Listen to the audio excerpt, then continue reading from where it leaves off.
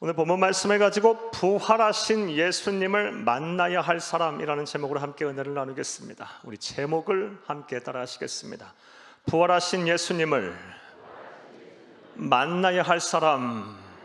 한 번 더 따라하시겠습니다. 부활하신 예수님을 만나야 할 사람. 네, 감사합니다. 사랑하는 여러분, 우리가 세상을 사는 가운데 종종 막 혀를 차면서 안타까움에 하는 말들이 있습니다. 그 중에서 참 사람 안 변하네, 사람 참 안 바뀌네, 저 사람 참 안 변하네 라면서 안타까워하면서 혀를 차며 이런 말과 이런 생각들을 종종 하곤 합니다. 그런데 이러한 말과 이러한 생각들은 어제 오늘의 일의 생각과 말들이 아님을 우리가 알게 됩니다. 인류 역사가 시작된 이래부터 오래전부터 사람은 참 안 바뀐다라는 사실이 거의 진리인 양 여겨져 내려왔습니다. 일례로 다음과 같은 이야기를 여러분에게 좀 들려드리겠습니다. 우리나라 고전 전래 동화 가운데 사람이 된 고양이 며느리라는 전래 동화가 있습니다. 내용을 간단하게 여러분에게 말씀을 드리면, 고양이가 사람이 되고 싶었습니다. 고양이가 사람이 될 수는 없지요. 동화기 때문에 말씀드립니다. 그래서 하늘의 지극정성으로 빌었더니 하늘이 감동해서 고양이를 사람이 되게 하였습니다. 동화입니다. 사람이 되게 했어요. 아주 어여쁜 처녀가 되게 하였습니다. 그리고 이 고양이 며느리, 이 고양이가 된 사람이 된 고양이가 이제 결혼을 했습니다. 그리고 아주 행복하게 잘 살고 있었고, 자신이 고양이라는 신분을 철저하게 정체성을 숨기고 살았습니다. 그러던 어느 날 시어머니와 단둘이서 방 안에 있는데 갑자기 어디서 생쥐 한 마리가 나타나서 막 방 한가운데를 가로질러 가고 있는 거예요. 그런데 그 생쥐를 보자마자 이 고양이였던 본성을 잃어버리지 못한 채 그 고양이가 돼서 다시 이 생쥐를 잡으려고 해서 결국 정체를 들통나고 말았다라는 이야기가 바로 고양이가 사람이 된 고양이 며느리에 대한 이야기입니다. 사랑하는 여러분, 이 이야기는 단편적인 이야기에 불과하지만 우리 조상들이 이런 이야기를 함으로써 사람은 참 바뀌지 않는다라는 것을, 나는 이런 생각들을 대한 공감대를 오랫동안 형성해 왔음을 우리가 알 수가 있습니다. 사람은 참 안 바뀝니다. 이것은 오늘날 학문적으로도 증명이 됩니다. 오늘날 성격 심리학을 공부하시고 성격 심리학을 연구하시는 그런 분들, 거의 모든 심리학자들이 사람의 성격은 안 바뀐다라고 규정합니다. 20세 이하에 형성된 이 사람의 성격은 평생토록 잘 안 바뀐다, 아니 안 바뀐다라고 말들을 합니다. 실제로 어려서부터 우유부단했던 분들은 연세가 들으셔도 그러합니다. 그리고 어려서부터 막 혈기왕성하고 막 쉽게 분노하고 막 다혈질적인 분들은 연세가 들으셔도 그렇게들 하십니다. 사람은 잘 안 바뀝니다. 그런데 문화와 인류와 역사를 초월해서 예수 안에서는 이러한 철칙들이 완전히 무너져 내림을 우리가 보게 됩니다. 사랑하는 여러분, 사람은 안 바뀌지만 예수를 만나면 사람이 바뀝니다. 예수를 만나면 사람이 변합니다. 즉, 저 사람의 성품이 왜 이렇게 완악한가? 저 사람 사람 짐승과도 같아, 금수보다도 못해 어떤 사람이 예수를 만나서 그 성품이 아주 고결해지고 아주 가치 있는 삶을 사는 것을 우리는 많이 보아왔습니다. 사랑하는 여러분, 예수를 만나면 사람은 변합니다. 따라서 저와 여러분 또한 부활하신 예수님을 만나서 우리의 성품이 예수님처럼 예수님의 성품이 되어야 할 것이고, 우리의 인생이 선하게 하나님의 인도하심에 따라 선하게 변화해야 할 줄로 믿습니다. 자, 그런데 오늘 본문 말씀을 보게 되면 하나님께서는 특별히 부활하신 예수님을 만나야 할 사람이 있다라고 우리에게 말씀을 하고 계십니다. 자, 그렇다면 누가, 어떤 사람이 부활하신 예수님을 반드시 만나야 할까요? 자, 이제부터 따라 하시겠습니다. 첫째로, 슬픔과 고통 중에 있는 사람들은 부활하신 예수님을 만나야 합니다. 사랑하는 여러분, 슬픔과 고통 중에 있는 사람들은 반드시 부활하신 예수님을 만나야 한다는 것입니다. 여러분에게 여쭙겠습니다. 여러분 혹시 슬픔 중에 계십니까? 인생의 고통 중에 계십니까? 그러면 부활하신 예수님을 반드시 만나시기를 간절히 주의 이름으로 축복합니다. 오늘 본문 말씀은 예수님께서 십자가에서 처형을 당하시고 무덤에 장사돼 지내셨다가 사흘이 지난 이후에 일어난 사건에 대한 기록입니다. 사랑하는 여러분, 예수님께서는 공생애를 보내시는 내내 제자들에게 예수님께서 고난을 받으시고 십자가에서 죽으셨다가 사흘 만에 다시 살아나실 것을 여러 차례 예고하셨습니다. 부활을 여러 차례 말씀하셨습니다. 하지만 예수님의 제자 중에 단 한 사람도 예수님의 부활을 믿지 않았습니다.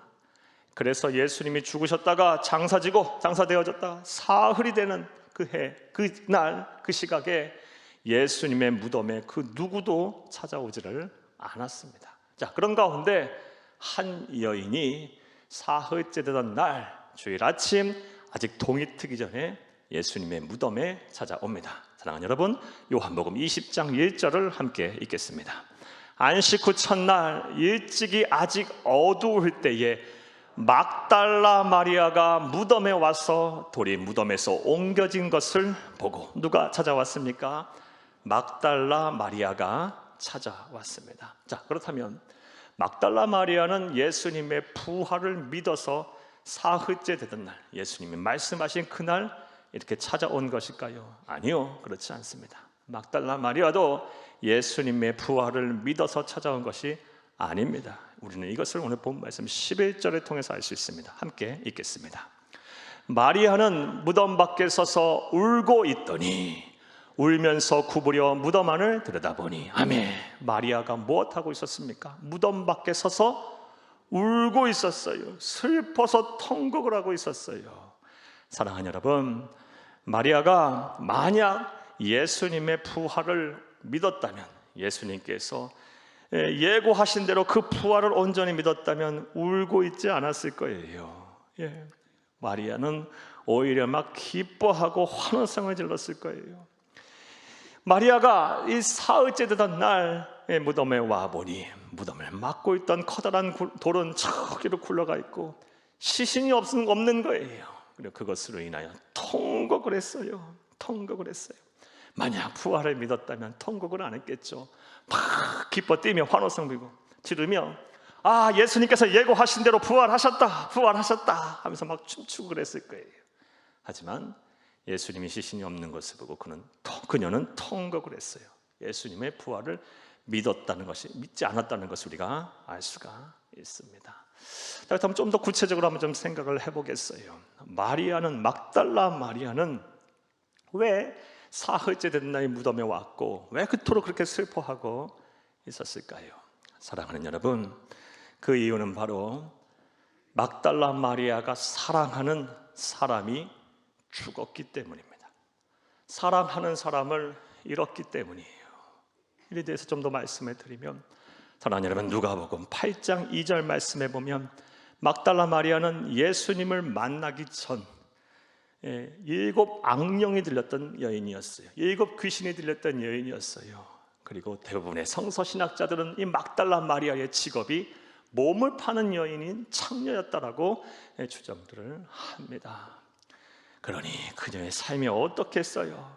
정신은 나가서 이리저리 막 날뛰었을 것이고, 또 이 사람 저 사람에게 몸과 마음이 막 짓밟혔을 거예요. 그랬던 여인을 우리 주님께서는 만나셔서 깨끗하게 치료를 하셨습니다. 7 귀신을 내쫓으셨습니다. 그리고 말과 행실을 아주 건전하게 바꾸어 놓으셨어요. 성결한 하나님의 자녀로 바꾸어 놓으셨어요. 사랑하는 여러분, 그러니 이 막달라 마리아가 얼마나 예수님께 감사를 드렸겠어요. 예수님을 어떻게 생각을 했겠습니까? 막달라 마리아에게 있어서 예수님은 생명의 은인이에요. 아주 사랑하는 대상이에요. 절대적인 존경을 표하는 대상이에요. 사랑하는 여러분, 그랬던 예수, 막달라 마리아가 그렇게 사랑했던 예수가 참혹하게 그런데 십자가에서 죽었어요. 그 모습을 보면서 막달라 마리아가 얼마나 슬펐을까요? 사랑하는 여러분, 누가복음 23장 27절 말씀에 보면 막달라 마리아가 슬퍼하는 것을 다음과 같이 묘사하고 있어요. 가슴을 치면서 막 통곡을 하며 울었다라고 말을 하고 있어요. 사랑하는 사람이 죽었어요. 사랑하는 사람이 떠났어요. 그것으로 인해서 견딜 수가 없어서 그는 슬퍼했던 것입니다. 자, 그러한 막달라 마리아의 슬픔은 예수님이 죽는 그 십자가의 처형의 현장에서 끝난 것이 아니었어요. 예수님의 무덤에 장사 지내는 상황에서도 계속해서 그녀의 슬픔은 계속됐습니다. 사랑하는 여러분, 예수님께서 십자가에 달려 죽으신 그 시각은 안식일을 불과 한두 시간 앞둔 시각에 예수님은 운명하셨습니다. 그런데 당시 유대인의 율법상 안식일은 일하면 안 되거든요. 사람이 죽었어도 장사 지낼 수가 없거든요. 그러니 불과 한두 시간 만에 예수님의 시신을 찾아와서 예수님의 시신을 씻고 거기다 향료를 바르고 또 염을 한다는 것이 아마 불가능했을 거예요. 물리적으로 시간적 여유가 없었을 거예요. 아리마대 요셉과 니고데모와 막달라 마리아를 비롯한 여인들이 막 서둘러서 했어도 불과 한두 시간 내에 안식일이 오기 전까지 예수님은 온전히 무덤에 장사 지내는 것은 불가능했을 거예요. 그래서 아마 대충 해서 무덤에 장사 지냈을 것입니다. 그리고 그것이 너무 마음에 걸렸던 거예요. 사랑하는 이 예수님을 십자가에서 죽는 것을 보았는데 무덤에 장사 지내는 것조차도 제대로 못했어요. 슬픔이 된 거예요. 그래서 안식일이 지나도록 마음 아파하며 아마 뜬 눈으로 밤을 지냈겠죠.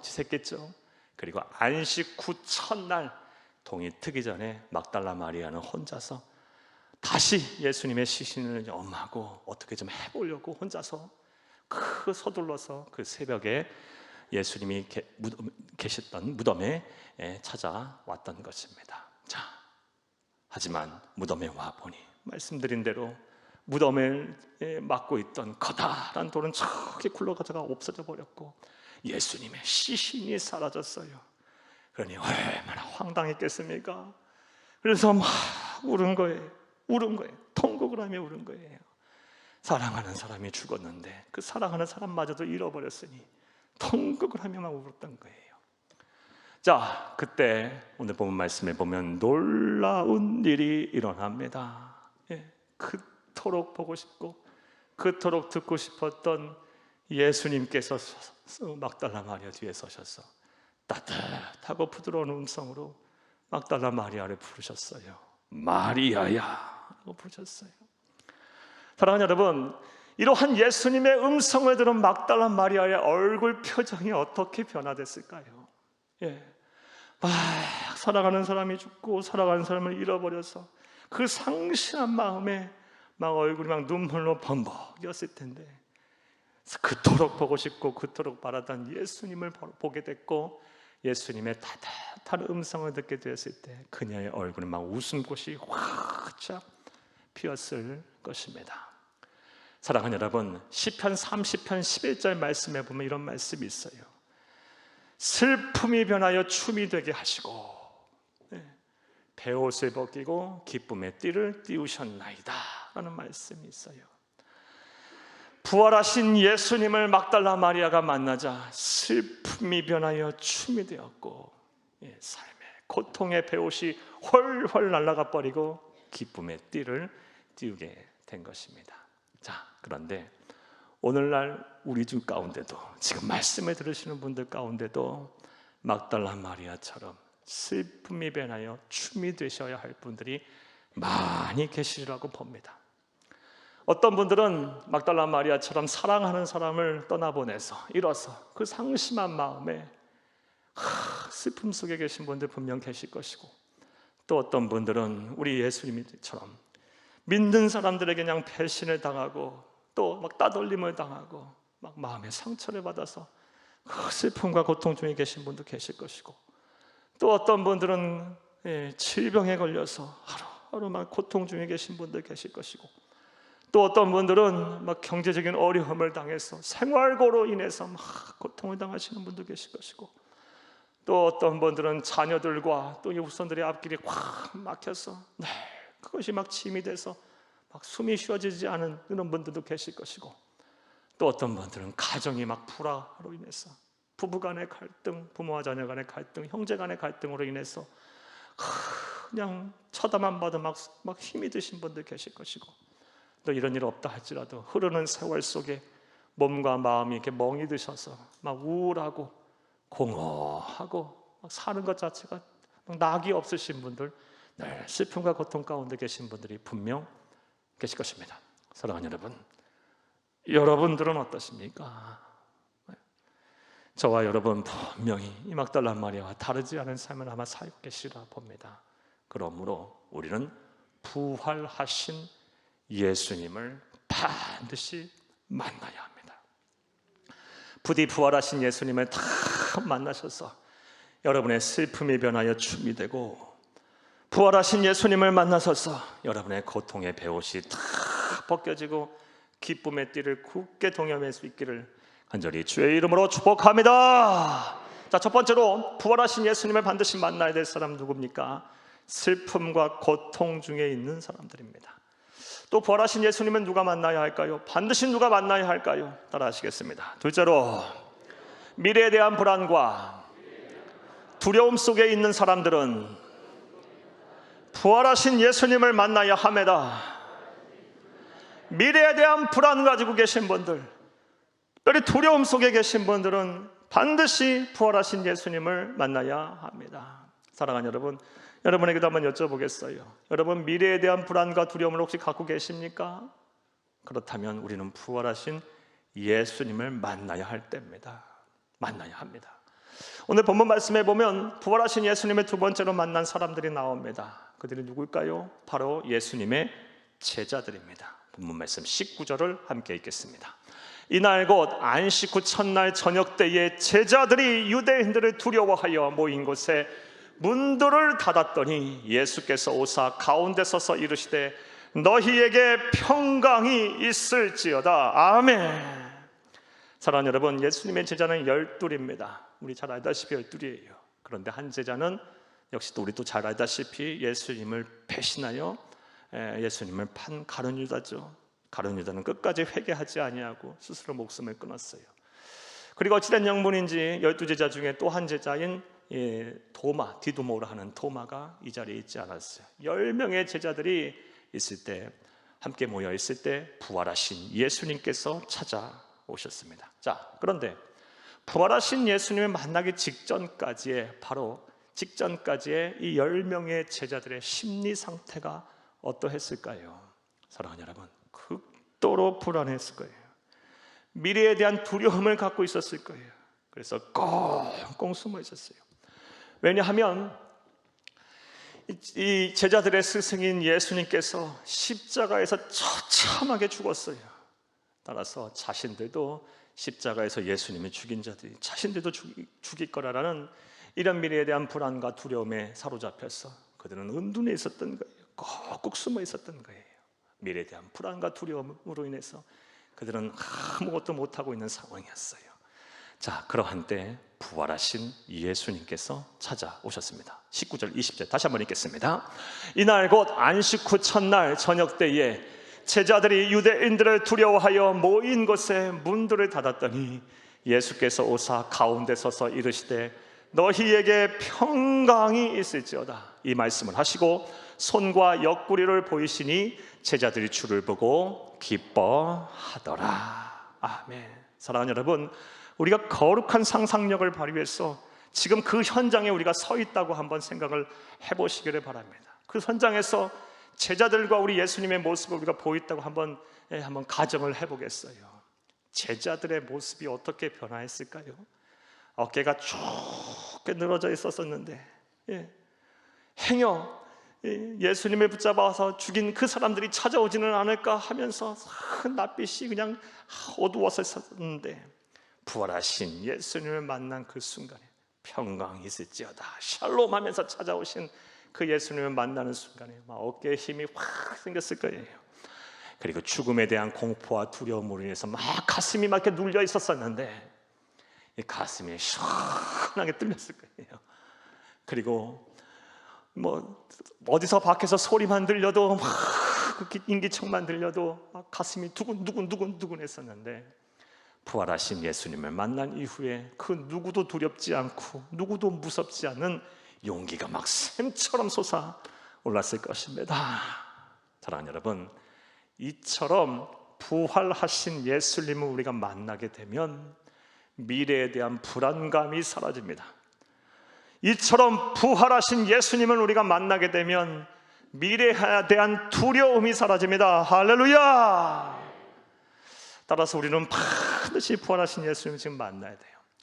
특별히 이 은혜가 오늘을 사는 우리에게 정말 절실하게 필요한 것 같아요. 사랑하는 여러분, 우리는 코로나19 바이러스의 장기화라는 이 상황 속에 살고 있어요. 그리고 제가 담임 목사로서 많은 성도님들을 이렇게 대하고 만날 때마다 느끼는 바는 미래에 대한 불안함과 두려움에 사로잡혀 계신 분들이 참 많다라는 것이었어요. 겉으로는 아니라고 이렇게 말씀해도 깊이 좀 대화를 나눠보면 많은 분들, 대다수 분들이 이 미래에 대한 불안감을 갖고 계시고 두려움 속에 계세요. 먼저 우리 젊은 성도님들, 젊은 청년들은 요즘 같은 때 취업이 될까? 내가 이렇게 스펙을 쌓고 이렇게 노력하면 정말 내가 원하던 일을 할 수 있을까? 나 잘 살 수 있을까? 미래에 대한 불안과 두려움 속에 살아요. 직감은 막 천정부지로 섰는데 나 결혼할 수 있을까? 나 살 수 있을까? 잘 살 수 있을까? 정말 사회가 제시하는 대로 이런 가이드라인 갖고 살면, 열심히 살면 나 이 세상 사는 동안 걱정 없이 살 수 있을까? 잘 살 수 있을까? 행복하게 살 수 있을까? 원하는 바를 이루고 살 수 있을까? 다 불안하고 두려움 속에 살아요. 또 우리 장년들은 어떠합니까? 요즘 같은 때 얼마나 여러분 힘든 삶을 사십니까? 직장과 사업장 막 유지하냐, 버티느냐, 견디시고 또 견디시는 분들 참 많으리라고 봅니다. 이렇게 사는 날이 몇 날 며칠까지 될까? 도대체 언제 좀 좋은 날이 올까? 나의 가족들과 또 편안하게 또 지금까지 살아온 삶을 앞으로도 살 수 있을까? 내 노후는 어떻게 될까? 나는 건강할까? 많은 염려와 불안과 두려움 속에 살아요. 또 우리 어르신들은 어떠합니까? 자녀들과 후손들에게 패기치지 않고 살아야 될 텐데, 건강하게 살아야 될 텐데, 하나님의 나라 가야 될 텐데, 감사와 찬송하며 정신 말짱한 상태에서 기도하며 하나님 나라 가야 할 텐데, 막 전염병은 창궐하고, 그리고 막 사건 사고는 우죽순처럼 일어나고, 이런 상황 속에서 몸과 마음이 아프고 편찮으시고 그렇다면 걱정이 되죠. 죽음이 또 언제 올지 모르니까 또 걱정도 되고 불안과 두려움에 살고 계신 분들이 참 많습니다. 사랑하는 여러분, 여러분에게도 여쭤보겠어요. 여러분 어떠십니까? 별반 다르지 않으리라고 봅니다.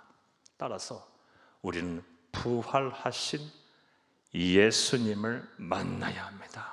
그래서 그가 주시는 참된 평안과 위로와 안식을 얻어야 되고, 우리 주님이 주시는 자유를 누릴 수가 있어야 합니다. 일어나 보기 여러분 가운데 있기를 간절히 주의 이름으로 축복합니다. 또 누가 부활하신 예수님을 반드시 만나야 할까요? 따라 하시겠습니다. 셋째로, 의심과 회의 속에 예수님을 믿어야 할 이유를 찾지 못한 사람들은 부활하신 예수님을 만나야 합니다. 의심과 회의 속에 내가 예수님을 정말 믿어야 하는 걸까? 이런 의심과 회의 속에 계신 분들은 반드시 부활하신 예수님을 만나야 합니다. 그리고 내가 예수님을 믿는다 할지라도 정말 하나님 말씀대로 살면 하나님께서 정말 내 삶을 형통하게 하실까? 내 삶을 책임지실까? 라는 확신이 없으신 분들 또한 부활하신 예수님을 반드시 만나야 합니다. 사랑하는 여러분, 제가 얼마 전에 좀 마음이 아픈 통계를 하나 봤어요. 어떤 통계를 봤냐? 우리 기독 청년들에 대한 조사였어요. 1200명에 대한 20대부터 30대 1200명 기독 청년들에 대한 조사였어요. 예수를 잘 믿는 청년들이에요. 그들에게 물었어요. 하나님의 말씀에 순종하고 살면 하나님께서 여러분의 삶에 책임지시라는 확신이 있으십니까? 몇 퍼센트나 그렇다라고 응답했을 것 같아요. 53%. 그러니까 예배도 드리고 신앙생활도 잘 한다는 것처럼 보이고 봉사도 하고 기도도 하는데 하나님의 말씀에 순종하고 살면 하나님께서 정말 내 삶을 책임지실 거라는 확신이 있는 사람은 반절밖에 안 된다는 거예요. 우리는 그렇게 살아요. 예수를 믿게 되면 하나님께서 내 삶을 다 책임지시고 인도하시라는 확신 없이 사시는 분들이 참 많아요. 신앙은 신앙이고 이 세상에 사는 방법은 또 따로 있다라고 생각하시는 분들 또한 많아요. 이렇게 의심과 회의 속에 예수를 믿어야 할 이유를 찾지 못하시는 분들은 반드시 부활하신 예수님을 만나야 합니다. 사랑하는 여러분, 오늘 본문 말씀에 보면 세 번째로 예수님을 만난 사람이 나와요. 그게 누굴까요? 디두모라 하는 도마입니다. 예수님의 12제자 중에 한 사람인 도마예요. 이 도마는 앞서 말씀드린 대로 예수님께서 첫 번째로 제자들을 만나러 오셨을 때 그 자리에 있지 않았어요. 자, 그리고 이후 예수님이 떠나신 이후 제자들이, 그 10명의 제자들이 도마에게 무슨 말을 했겠어요? 우리가 부활하신 예수님을 만났다 하면서 막 그 얼굴이 막 환하게 해처럼 빛나면서 와 기쁨으로 부활하신 예수님을 만났다고 증거했겠죠. 하지만 디두모라 하는 도마는 믿지를 않았어요. 아, 무슨 소리야? 무슨 소리냐고. 분명 예수님은 십자가에서 죽으셨어. 양 손목과 양 발목에 못이 박히는 것을 내가 보았고 옆구리에 창을 찍혀서 물과 피를 다 쏟으시면서 온몸이 찢겨가며 죽어가는 것을 내가 보았는데, 숨이 떨어진 것을 내가 분명히 보았는데 어찌 예수님이 다시 살아났다는 거야 하면서 의심하고 회의를 했어요. 그래서 말을 해요. 예수님이 찾아오셨을 때 내가 그 못자국 난 손을 만져보고 그 창에 찔린 그 옆구리에 손을 넣어보지 않으려면 나 예수 못 믿겠다라고 말을 합니다. 자, 그런 도마에게 예수가 찾아오셨어요. 부활하신 예수님이 찾아오셔서 평안하냐 라고 말씀하며 도마야 내 손을 만져봐라, 내 옆구리에 손을 넣어봐라 라고 말씀하셨어요. 그리고 그렇게 예수님을 만나자 도마가 이제 믿음을 가지고 하나님 앞에 고백을 해요. 예수님께 고백을 해요. 주는 나의 그리스도시고 주인이시고 하나님이십니다. 부활하신 예수를 만났더니 의심과 회의 속에 예수를 믿지 못하던 도마가 변화됐어요. 오늘 본문 말씀 26절에서 28절을 함께 읽겠습니다. 여드레 지나서 제자들이 다시 집 안에 있을 때에 도마도 함께 있고 문들이 닫혔는데 예수께서 오사 가운데 서서 이르시되 너희에게 평강이 있을지어다 하시고 27절 도마에게 이르시되 네 손가락을 이리 내밀어 내 손을 보고 네 손을 내밀어 내 옆구리를 넣어보라. 그리하여 믿음 없는 자가 되지 말고 믿는 자가 되라. 도마가 대답하여 이르되 나의 주님이시오 나의 하나님이시니라. 아멘. 사랑하는 여러분, 이처럼 세상의 대부분의 사람들은 부활하신 예수님을 만나기 전 이 도마처럼 의심하고 회의하며 예수를 믿을 이유를 찾지를 못해요. 또 이런 분들의 대부분의 경우는 이 세상에 일어나는 모든 현상들을 과학적으로 설명이 되어야 하고 또 이성적으로 논리적으로 이해가 돼야 믿는다라고 생각을 하시는 분들이 또 대다수예요. 자, 따라서 이런 분들에게 보이지 아니하는 영적인 세계를 설명하고 또 예수님을 믿게 하기란 참 힘든 일이에요. 다 과학적으로 설명이 되어야 하고 내 이성적으로 다 논리적으로 이해가 되고 합리화돼야 믿겠다고 하는 분들에게 보이지 아니하는 영적 세계, 우리의 말과 우리의 언어로 설명 불가한 이 초월적인 이 하나님의 세계를 설명하고 예수를 믿게 하기란 쉬운 일이 아니에요. 자, 그런데 부활하신 예수님을 만나게 되면 모든 것이 믿어집니다. 부활하신 예수님을 만나게 되면 보이지는 않지만 하나님의 실존성이 확신을 갖게 돼요. 부활하신 예수님을 만나게 되면 신구약 66권이 단 한 말씀도 거짓이 아님을 확신하게 됩니다. 부활하신 예수님을 만나게 되면 태초에 하나님이 천지를 창조하셨다는 이 창조의 신비가 온전하게 믿어져요. 부활하신 예수님을 만나게 되면 예수만이 나의 구세주이며 예수만이 나의 구원자이며 예수만이 나의 생명의 주인자, 삶의 주임을 의심하지 않고 믿게 돼요. 부활하신 예수님을 만나게 되면 우리의 사후 천국과 지옥이 분명하게 있음을 확신합니다. 사랑하는 여러분, 저는 실제로 약 20여 년 동안 예수를 믿는 것처럼 보였지만 의심과 회의 속에 예수를 믿는 이유를 찾지 못했던 한 남자 성도님이 부활하신 예수님을 만나고 나서 간증한 간증을 얼마 전 들었어요. 이분이 이런 분이에요. 겉으로는 아주 예수를 잘 믿는 것처럼 보였어요. 또 직분자세요. 근데 이분이 저렇게 이런 말씀을 하셨어요. 그동안 예배를 드린 이유는 이 신실하게 예수를 믿는 우리 집사람이 아내가 하도 성화하고 그냥 닥달하고 가자고 해서 예수를 믿었답니다. 예배를 드렸대요. 가정의 평화를 지키기 위해서 예수를 믿었대요. 하지만 부활하신 예수님을 만나고 나니 지난 20년의 삶 동안 내가 무엇을 했나? 지난 20년의 삶 동안 더 예수를 더 온전히 믿고 하나님 주신 이 사명을 온전히 감당하는 그 복된 삶을 살았어야 하는데 그렇지 못한 사는 것에 대해서 막 후회가 된다라고 간증을 하셨어요. 사랑하는 여러분, 이처럼 부활하신 예수님을 만나게 되면 의심이 사라져요. 부활하신 예수님을 만나게 되면 회의가 사라져요. 확신으로 변하고 이것이 신앙이 돼요. 그리고 이 신앙은 우리를 구원으로 이끌고 우리에게 영생을 선물하는 것임을 믿으시기를 간절히 주의 이름으로 축복합니다. 축복합니다. 자, 이제 말씀 맺겠습니다. 사랑하는 여러분, 오늘은 부활하신 예수님은 누가 만나야 하는지에 대한 말씀을 드렸어요.